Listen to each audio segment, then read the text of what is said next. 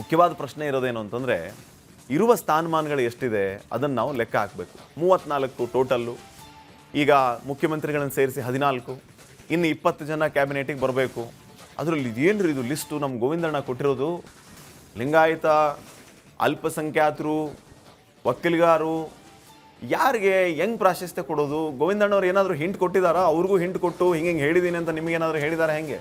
ಅಲ್ಲ, ಹಿಂಟ್ ಕೊಟ್ಟಿದ್ದಾರೆ. ಆದರೆ ಹಿಂಟ್ ಕೊಟ್ಟಿರೋದು ಕೂಡ ಈ ಹಿಂಟ್ನ ಹೈಲೈಟ್ಸ್ ಅಷ್ಟೇ. ಇದು ನೀವೇನು ಹೇಳಿದ್ರಲ್ಲ ಪಾಟೀಲ್ರೆ, ಅದು ಬರೀ ಹೈಲೈಟ್ಸು. ಅದು ನೀವೇನಾದರೂ ಪುಟಕ್ಕೂ ಹೋದರೆ ಇದು ಮುಗಿಯದ ಅಧ್ಯಾಯ. ಅಷ್ಟೊಂದು ಹೆಸರುಗಳು, ಇಬ್ಬರ ನೀವು ಈಗ ನೀವು ಹೇಳಿದ್ರಲ್ಲ ಒಕ್ಕಲಿಗ ಸಮುದಾಯದಲ್ಲಿ ಒಂದು 5-6 ಹೆಸರು ಹೇಳಿದ್ರಿ. 20 ಹೆಸರಿದೆ. ಯಾರು ಬರೀ MLAಗಳನ್ನ ಹೇಳ್ತಿರೋದು. ಇನ್ನು ಕೌನ್ಸಿಲಿಗೆ ತಗೊಂಡ್ರೆ ಅಲ್ಲೊಂದು 7-8 ಜನ ಇದ್ದಾರೆ. ನಾ ಹೇಳ್ತಿರೋದು ಒಂದೇ ಕಮ್ಯುನಿಟಿ ಹೇಳ್ತಾ ಇರೋದು. ಅಲ್ಲೇ 28 ಆಗೋಗ್ಬಿಡ್ತಲ್ಲ ನಿಮಗೆ. ಇರೋದು ಎಷ್ಟಂದ್ರೆ 20ರಲ್ಲಿ 18. ಒಂದು ಸಮುದಾಯದವ್ರೆ ಅಷ್ಟು ಜನ ಇದ್ದಾರೆ. ಇನ್ನು ಲೆಕ್ಕ ಹಾಕಿ, ಅಲ್ಪಸಂಖ್ಯಾತರು, ಲಿಂಗಾಯತರು, SC ST ಹಿಂಗೆಲ್ಲ ಹೇಳ್ತಾ ಹೋದ್ರೆ, ಈಗ ಅದೇ ಹೇಳದ್ನಲ್ಲ, ಗೋವಿಂದಣ್ಣವ್ರು ಕೊಟ್ಟಿರೋದು ಬರೀ ಹಿಂಟಿನ ಹೈಲೈಟ್. ಅದನ್ನೇ ನೋಡ್ತಾ ಹೋದ್ರು ಇಷ್ಟು ದೊಡ್ಡ ಪಟ್ಟಿ ಇದೆ. ಇದು ಹೆಂಗೆ? ಇದು ಒಂದು ಕತೆ ಆಯ್ತಾ. ಈಗ ಅಸಲಿ ವಿಷಯ ಏನಪ್ಪಾ ಅಂದ್ರೆ, ಗೋವಿಂದಣ್ಣವ್ರು ಹೇಳಿದ್ದು ಆ ಕತೆ ಅಲ್ವೇ ಅಲ್ಲ. ಅವ್ರು ಆ ವಿಷಯಕ್ಕೆ ಬರಲೇ ಇಲ್ಲ. ಅಯ್ಯೋ ಅದಿನ್ನು ಭಾಳ ಮುಂದೆ ಇದೆ ಬಿಡಿ ಅಂದರು. ಮತ್ತೆ ಏನು ನೀವು ಹೇಳ್ತಿರೋದು ಕೇಳಿದೆ. ಅವ್ರು ಹೇಳಿದ್ರೆ ಇನ್ನೂ ಹಳೆ ಕತೆನೇ ಮುಗ್ದಿಲ್ಲ. ಈ ಹುಟ್ಟಿರೋ ಕೂಸಿಗೆ ಒಂದು ಕುಲಾವಿ ಹೊಲಿಸಿದಾರಲ್ಲ, ಅದೇ ಸರಿ ಇಲ್ಲ ಅಂತಲೇ ತೆಗೆದಿಟ್ಬಿಟ್ಟಿದ್ದಾರೆ ಅಂತ. ಏನು ಖಾತೆ ಈಗ ಕೆಲವರೆಲ್ಲ ಮುನ್ಸ್ಕೊಂಡಿದ್ರಲ್ಲ ಪಾಟೀಲ್ರೆ, ನೀವು ಮಾತಾಡಿದ್ವಲ್ಲ, ಮುನಿದಪ್ಪನವರು ಹಲವರು, ಒಬ್ಬರ 2-3 ಜನ ಮುನ್ಸ್ಕೊಂಡಿದ್ರು ಆಯ್ತಾ. ಸೊ ಅವರೆಲ್ಲ ಈಗ ಇವತ್ತು ಬೆಳಗ್ಗೆ ಹೋಗಿದ್ರು CM ಮನೆಗೆ ಹೋಗಿ ಎಲ್ಲ ಮಾತಾಡ್ಸ್ಕೊಂಡ್ ಬಂದಿದ್ದಾರೆ. ಸೊ ಅಲ್ಲಿ ನಮ್ಮ ಗೋವಿಂದಣ್ಣವರು ಹೋಗ್ಬಿಟ್ಟಿದ್ದಾರೆ. ಅವ್ರ ಕಿವಿಗೆ ಬಿದ್ದಿದ್ದೇನಪ್ಪ ಅಂದರೆ, ಈ ಸತಿ 2ರಲ್ಲೊಂದು ತೀರ್ಮಾನ ಮಾಡಿ, ನೀವು ನಾನು ಕೇಳಿದ್ದೀನಿಲ್ಲ ಆ ಖಾತೆ ಕೊಡಿ, ಸೋಷಿಯಲ್ ವೆಲ್ಫೇರ್ ಕೊಡ್ತೀರಾ ಕೊಡಿ, ತಗೋತೀನಿ. ಇಲ್ವಾ, ಯಾವುದಾದ್ರು ಒಳ್ಳೆ ಖಾತೆ ನನಗೆ ಕೊಡಿ.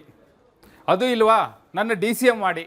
ಅದು ಇಲ್ವಾ, ಬೇಡ ನನಗೆ ರಾಜೀನಾಮೆ ಕೊಟ್ಬಿಡ್ತೀನಿ, ನನ್ನ ಮಗಳನ್ನ ಮಾಡಿಬಿಡಿ ಅನ್ನೋ ಹಂತಕ್ಕೂ ಹೋಗ್ಬಿಟ್ಟಿದಾರಂತೆ. ಮಗಳನ್ನೇ ಮಿನಿಸ್ಟರ್ ಮಾಡಿ ಯಾವುದೋ ಒಂದು ಖಾತೆ ಕೊಡೋದಿದ್ರೆ, ನಾನು ಸೀನಿಯರು 7 ಸತಿ MP ಆದವನು, ಈಗ MLA ಆಗಿ ಮಿನಿಸ್ಟರ್ ಆಗಿಬಿಟ್ಟು ರಾಜ್ಯಕ್ಕೆ ಬಂದರೆ ನನಗೆ ಯಾವುದೋ ಒಂದು ಖಾತೆ ಕೊಟ್ಬಿಟ್ರೆ, ಸರಿ ಇಲ್ಲದೆ ಇರೋ ಖಾತೆ, ಅವರೇ ಹೇಳಿರೋ ಮಾತಿದು, ನಾವಲ್ಲ, ಅವ್ರ ಬಾಯಲ್ಲೇ ಬಂದಿದ್ದು. ನನಗೆ ಕೊಟ್ಟಿರೋ ಖಾತೆ ಸರಿ ಇಲ್ಲ ಅಂತ ಹೇಳಿದವ್ರು ನಾವು ಪಾಟೀಲ್ರೆ, ಅವರೇ ಹೇಳಿತಾನೆ. ಅಲ್ಲ, ಇನ್ನೊಂದು ವಿಚಾರ ನಾವು ಇದೇ ಒಳನೋಟದಲ್ಲಿ ಮಾತಾಡಿದ್ವಿ, ಬಹುಶಃ ನಿಮಗೆ ನೆನಪಿರ್ಬೋದು ಅನ್ಸುತ್ತೆ. ಮುನಿಯಪ್ಪ ಅವರು ಮುನಿಸು ಯಾವ ಕಾರಣಕ್ಕೆ, ಆಮೇಲೆ ಈಗ ಮುನಿಯಪ್ಪ ಅವ್ರನ್ನ ಏನಕ್ಕೆ ಕ್ಯಾಬಿನೆಟ್ ನಲ್ಲಿ ತಗೊಂಡ್ರು, ಮಗಳ ಬಗ್ಗೆ ಲಾಬಿ ಮಾಡ್ತಾ ಇದ್ರು, ಅವರೇ ಮಂತ್ರಿ ಆದ್ರು ಅನ್ನುವಂತ ವಿಚಾರದ ಬಗ್ಗೆ ನಾವು ಮಾತಾಡುವಾಗ ಹೈಕಮಾಂಡ್ ಇವ್ರಿಗೇನೋ ಹೇಳಿದ್ರಂತೆ, ಆಯ್ತು ಮುನಿಯಪ್ಪ ಅವರೇ, ನಿಮ್ಮ ಮಗಳನ್ನ ನಾವು ಮಂತ್ರಿ ಮಾಡ್ತೀವಿ, ಮಾಡಿದ್ರೆ ಎಂಥದ್ದು ಒಂದು ಖಾತೆ ಕೊಡ್ತೀವಿ, ಆ ಖಾತೆ ಈ ಖಾತೆ ಅನ್ನೋಂಗಿಲ್ಲ ನೀವು. ಕರೆಕ್ಟ್. ನೀವು ಆಗೋದಾದ್ರೆ ನಿಮ್ಗೊಂದು ಒಳ್ಳೆ ಪೋರ್ಟ್ಫೋಲಿಯೋನ ಕೊಡ್ತೀವಿ. ಇದು ಮ್ಯಾಟ್ರ್ ಹಿಂಗಾದ್ರೆ ಹಂಗಿದ್ರೆ ನಾನೇ ಆಗ್ಬಿಡ್ತೀನಿ, ನನ್ನ ಮಗಳನ್ನ ಮಂತ್ರಿ ಮಾಡಿ ಯಾವುದೋ ಒಂದು ಖಾತೆ ಕೊಡೋದಕ್ಕಿಂತ ಒಂದು ಒಳ್ಳೆ ಪೋರ್ಟ್ಫೋಲಿಯೋ ಸಿಗಲಿ, ನಾನೇ ಮಂತ್ರಿ ಆಗ್ಬಿಡ್ತಿದ್ದೊಂದು ಸರಿ ಅನ್ನೋ ಲೆಕ್ಕಕ್ಕೆ ಬಂದ್ರಂತೆ ಮುನಿಯಪ್ಪ ಅವರು. ಹೌದು, ಅದಕ್ಕೋಸ್ಕರ ಮಿನಿಸ್ಟರ್ ಆದ್ರೆ ಅವರು. ಈಗ ಮಗಳೇ ಆಗ್ಬೇಕಾಗಿತ್ತು ಅಲ್ಲಿ ಅವರು. ಆಕ್ಚುಲಿ ಲಾಸ್ಟ್ 1 ವರ್ಷದಿಂದ ಪಾಟೀಲ್ರೆ ಅವರು, ಈಗ ನಮ್ಮ ಗೋವಿಂದಣ್ಣವ್ರು ಆ ಕಡೆ ಹೋಗಿ ಬಂದಾಗೆಲ್ಲ ಒಂದೊಂದು ಮಾತು ಹೇಳ್ತಿದ್ರು ಅವರಿಗೂ, ಇಲ್ಲ ಈ ಸತಿ ನನಗೆ ಬೇಡ, ನನ್ನ ಮಗಳು ಮಿನಿಸ್ಟರ್ ಆಗ್ಬಿಡ್ಲಿ, ನಾವಿನೇನು ರಾಜಕೀಯ ಸಂಧ್ಯಾ ಕಾಲದಲ್ಲಿ ಇದೀವಿ ಅಂತೆಲ್ಲ ಹೇಳ್ತಿದ್ರಂತೆ. ಹಂಗೆ ಹೇಳಿದಾರಂತ? ಹಂಗೆ ಅಂದ್ರೆ ಇದೇನು ಸೀಕ್ರೆಟ್ ಅಲ್ಲ, ಓಪನ್ ಸೀಕ್ರೆಟ್ ಇದು ಪಾಟೀಲ್. ಅಲ್ಲಿ ನಾ ಯಾಕೆ ಕೇಳ್ತಾ ಇದ್ದೀನಿ ಅಂತಂದ್ರೆ, ಟಿಲ್ ನೌ ಇವತ್ತಿನ ಒಳನೋಟದ 4:37 ಇದು. ಹೌದು, ಹೇಳಿ. ಈಗಲೂ ಕೂಡ ಅವರು ಖಾತೆಯ ಬಗ್ಗೆ ಅಲ್ಲಿ ಮಾತಾಡ್ಕಂಗ್ ಕೂತಿದ್ದಾರೆ. ಸಮಾಧಾನ ಇಲ್ಲಪ್ಪ ಸಿಕ್ಕಿರೋ ಖಾತೆ ಅಂತ. ಅದು ರಾಜಕೀಯ ಸಂಧ್ಯಾ ಕಾಲದ ಬಗ್ಗೆ ಮಾತಾಡ್ತಿದಾರಲ್ಲ ಅಂತ. ಅಲ್ಲ, ಈಗ ಇವತ್ತು ಅದು ಮಾತಾಡಿದ್ದಾರೆ. ಯಾಕೆ ಕೇಳಿ, ಈಗ ನನಗೆ ಈ ಖಾತೆ ಕೊಟ್ಟು ಕೂರ್ಸೋದಿದ್ರೆ ಸರಿ, ಖಾತೆ ಒಳ್ಳೆ ಖಾತೆ ಸಿಗ್ಬೇಕು ಅಂತ ನಾನು ಮಿನಿಸ್ಟರ್ ಆಗಿದ್ದು, ನನಗೆ ಸಿಗೋದಿಲ್ಲ ಅಂದಮೇಲೆ ಇರ್ಲಿ ಬಿಡು, ಮಗಳೇ ಮಿನಿಸ್ಟರ್ ಆಗಿದ್ ಬಿಡ್ಲಿ, ಇದೇ ಖಾತೆ ಅನ್ನೋದೇ ಗ್ಯಾರಂಟಿ ಆಗೋಗ್ಬಿಟ್ರೆ ಹಂಗೆ ಆ ರೂಟಲ್ಲಿ ಹೋಗಿದ್ದಾರೆ ಅವರು. ಹಿಂಗಾಗಿ ಪಾಟೀಲ್ರೆ, ಈಗ ಕ್ವೀನ್ಸ್ ರೋಡಿನ ಮೂಲಗಳ ಮಾಹಿತಿ ಹೇಳತ್ತಿರೋದು ಏನಪ್ಪಾ ಅಂದ್ರೆ, ಇದೇನು 2-3 ದಿನದಲ್ಲಿ ಹೋಗ್ತಾರಲ್ಲ, ಅವಾಗ ಸಂಪುಟ ವಿಸ್ತರಣೆ ಅನ್ನೋದು ಒಂದು ಸವಾಲಾದ್ರೆ, ಈಗಾಗಲೇ ಖಾತೆ ಬಗ್ಗೆ ಆಯ್ತು, ನೆಕ್ಸ್ಟ್ ವಿಸ್ತರಣೆ ಆದಾಗ ನೋಡೋಣ ಮಾಡೋಣ ಅಂತ ಹೇಳಿದ್ರಲ್ಲ. ಈಗ ಕೆಲವರೆಲ್ಲ ನಮಗೆ ಬೆಂಗಳೂರು ಕೊಟ್ಟಿದ್ದಾರೆ, ಬೆಂಗಳೂರೇ ಇಲ್ಲ, ಕಾರಲ್ಲಿ ಇಂಜಿನ್ನೇ ಇಲ್ಲ ಅಂತ ಕೂತ್ಕೊಂಡಿದ್ರಲ್ಲ, ಅವ್ರದ್ದೆಲ್ಲ ಇತ್ತಲ್ಲ.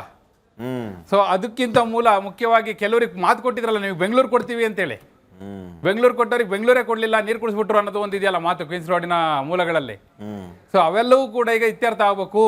ಅದು ಮೊದಲು ಇತ್ಯರ್ಥ ಆಗ್ಬೇಕು, ಅದು ಇತ್ಯರ್ಥ ಆದ್ಮೇಲೆ ವಿಸ್ತರಣೆ ಆಗ್ಬೇಕು ಅನ್ನೋ ವಿಚಾರನೂ ಕೂಡ ಚರ್ಚೆ ಆಗ್ತಾ ಇದೆ ಅನ್ನೋದು ಅದೇ ಮೂಲಗಳು ಹೇಳ್ತಿರೋ ಮಾಹಿತಿ. ಈಗ ಇನ್ನು ಆ ವಿಚಾರ ಜೀವಂತವಾಗಿ ಇದೆಯಾ ವೀರೇಂದ್ರ?